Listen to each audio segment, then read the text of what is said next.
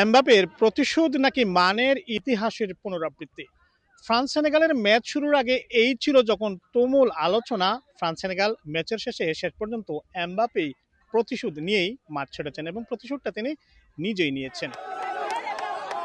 France Senegal ম্যাচের প্রথমার্ধে ফ্রান্সকে সেই ছন্দে দেখা যায়নি, তবে দ্বিতীয়ার্ধে ফ্রান্স ছন্দে ফিরে আক্রমণ এবং পাল্টা আক্রমণের মধ্যেই খেলা চলতে থাকে। ৬৬ মিনিটের মাথায় শেষ পর্যন্ত এমবাপেই প্রথম গোল দিয়ে ফ্রান্সকে এগিয়ে নিয়ে যান। তখন দর্শকদের ছিল বাদ ভাঙা উল্লাস। ফ্রান্স যারা বাঙালি আছি এখানে প্যারিসে বসবাস করি, আমাদের সবারই প্রত্যাশা এবছরের বিশ্বকাপ ফ্রান্সেরই হবে। তবে কিছুক্ষণের মধ্যেই সেনেগাল গোল পরিশোধ করলেও শেষ পর্যন্ত সেটি টেকেনি, অফসাইডের কারণে রেফারি সেটি বাতিল করেন।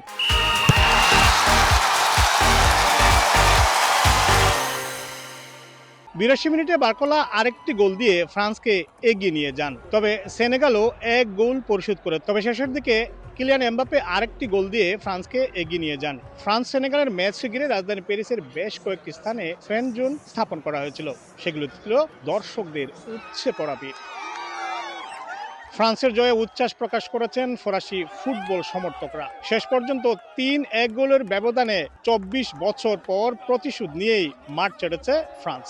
ফরাসি ফুটবল সমর্থকদের প্রত্যাশা, তৃতীয়বারের মতো বিশ্বকাপ জয় করে ঘরে ফিরবে দিদিয়ের দেশমের শিষ্যরা। রাজধানী প্যারিস থেকে মোহাম্মদ লুৎফুর রহমান বাবু, সময় সংবাদ।